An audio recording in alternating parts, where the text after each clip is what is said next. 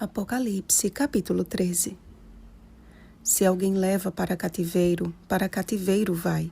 Se alguém matar a espada, necessário é que seja morto a espada. Aqui está a perseverança e a fidelidade dos santos. Versículo 10. Ontem estudamos sobre o grande conflito que começou no céu e se estendeu para a terra, quando Satanás lançaria sua ira contra a Igreja de Deus.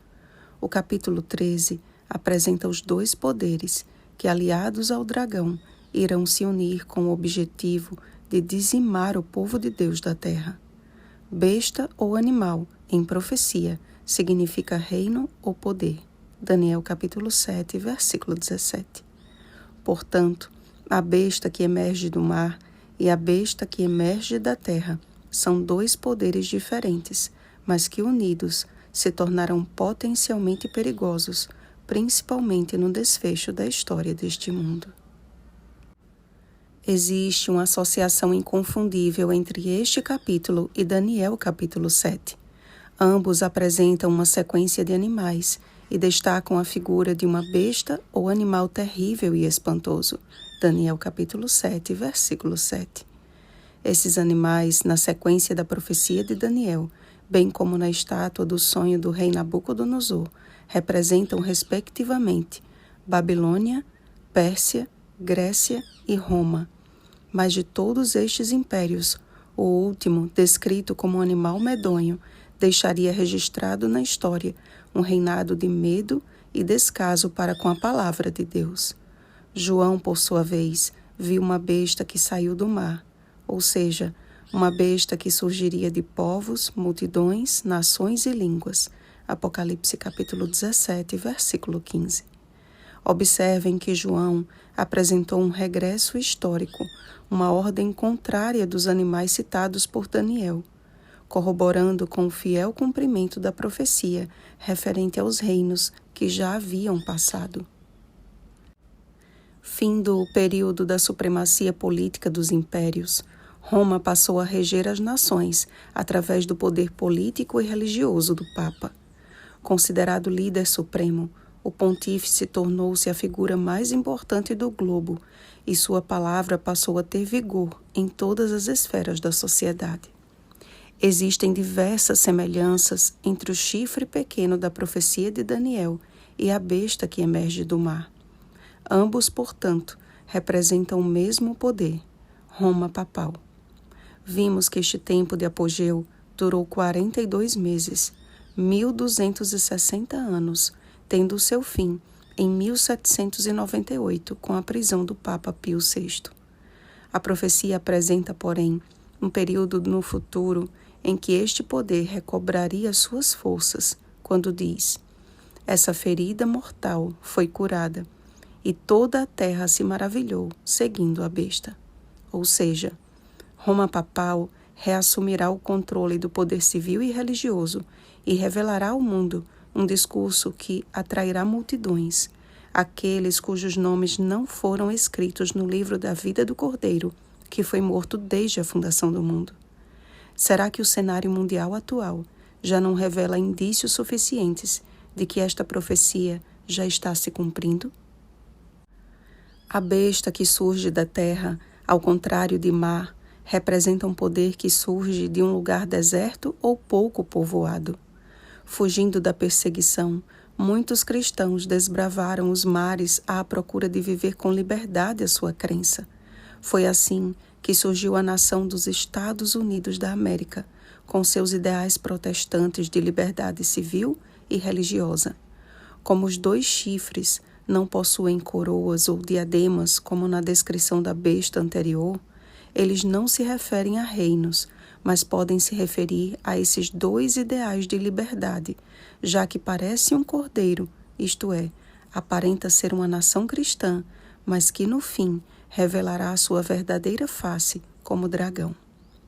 Há alguns anos, seria impossível fazer qualquer ligação ou conexão entre a nação norte-americana e o Vaticano.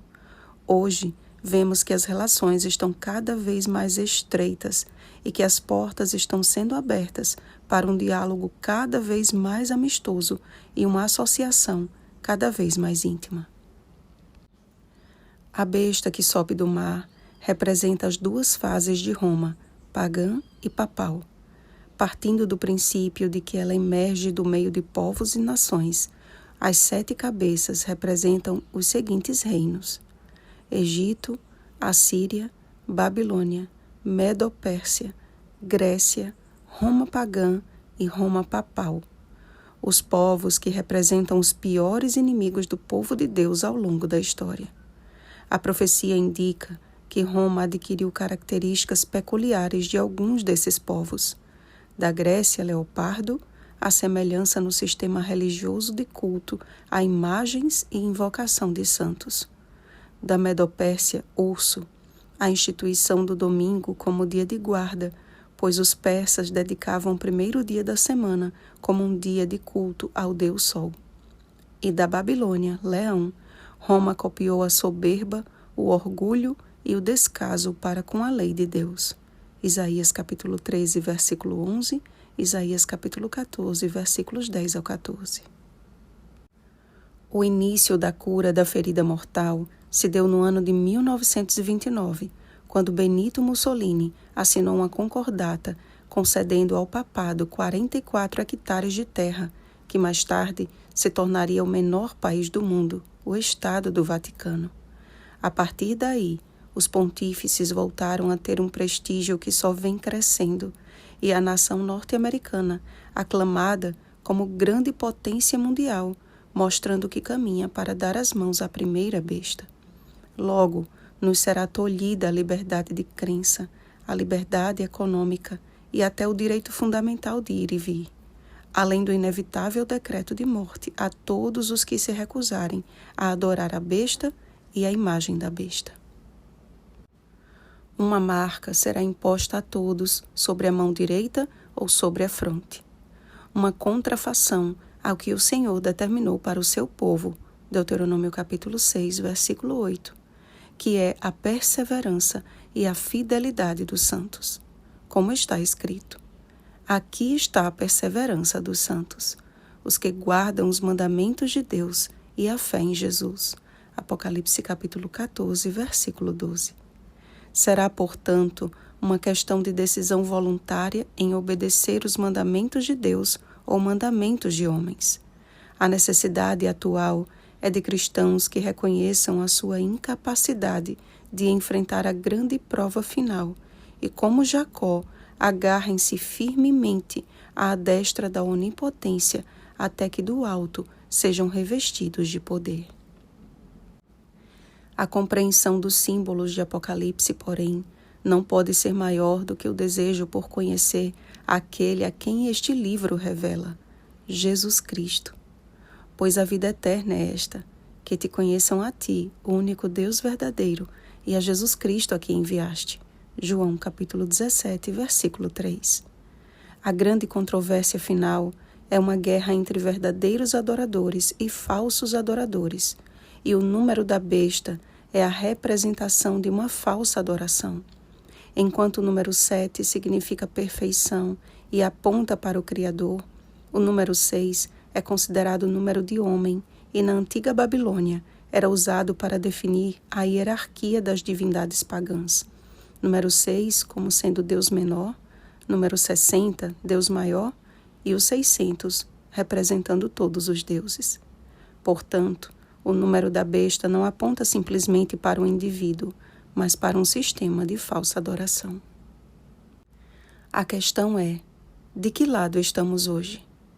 Logo, as restrições que serão impostas para que ninguém possa comprar ou vender serão tão reais quanto o foi na época da pandemia, por exemplo. Se antes de 2020 eu tivesse dito a vocês que logo todos seríamos obrigados a usar máscaras e que as maiores cidades do mundo obrigariam seus cidadãos a ficar dentro de casa e que fechariam suas fronteiras, provavelmente arrancaria alguns risos de uns e escárnios de outros. Mas tudo isso aconteceu como um lembrete bem claro de que as profecias bíblicas que apontam para o desfecho do grande conflito entre o bem e o mal são fiéis e verdadeiras. Apocalipse capítulo 22, versículo 6. Lembrem-se, amados, Bem-aventurados aqueles que leem e aqueles que ouvem as palavras da profecia e guardam as coisas nela escritas, pois o tempo está próximo. Apocalipse capítulo 1, versículo 3. Oremos, amados. Senhor nosso Deus, muitas têm sido as lutas que enfrentamos diante de um tempo sobremodo solene. Há um inimigo ao nosso redor e a nossa única segurança está em nos apegarmos à Tua palavra enquanto prosseguimos para o alvo olhando para Cristo. Por isso, clamamos a Ti, Pai, pelo batismo do Espírito Santo. Purifica o nosso coração e concede-nos a mente de Cristo, completamente dependente de Ti. Em nome de Jesus. Amém. Vigiemos e oremos. Bom dia, verdadeiros adoradores. Oremos pelo batismo do Espírito Santo. Oremos uns pelos outros. Rosana Garcia Barros.